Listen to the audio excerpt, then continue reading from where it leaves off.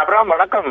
நிச்சயமாக திருநெல்வேலியில் இருந்து நாகர்கோவில் செல்லும் தேசிய 4 வழி சாலையில் நாங்குநேரியை அடுத்த வள்ளியூரில் அரசு திருநெல்வேலி மாவட்டத்தின் அரசு நடமாடும் மருத்துவமனை வாகனத்தில் அதன் ஊழியர்கள் ஆட்டம் பாட்டத்துடன் குத்தாட்டம் போட்ட வீடியோ தற்போது சமூக வலைதளங்களில் வைரலாகி பெரும் பரபரப்பை திருநெல்வேலி மாவட்டத்தில் மட்டுமல்ல தமிழகம் முழுவதும் ஏற்படுத்தி உள்ளது என்றே கூற வேண்டும். இந்த சம்பவம் பொதுமக்கள் மத்தியில் கடும் அதிர்ச்சியையும் ஒரு சிலரின் கண்டனத்தையும் பெற்று வருகிறது.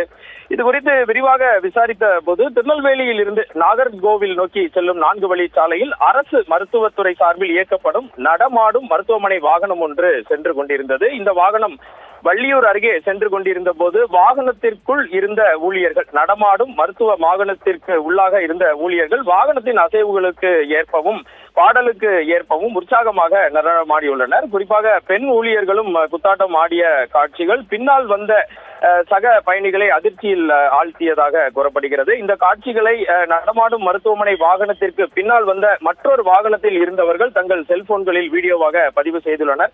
உடனடியாக அந்த வீடியோவை திருநெல்வேலி மாவட்டம் முழுவதும் உள்ள சமூக வலைதளங்களில் பரவ விட்டுள்ளனர். அது சமூக வலைதளங்களில் பரவி தற்போது பெரும் வைரலாக மாறி வருகிறது.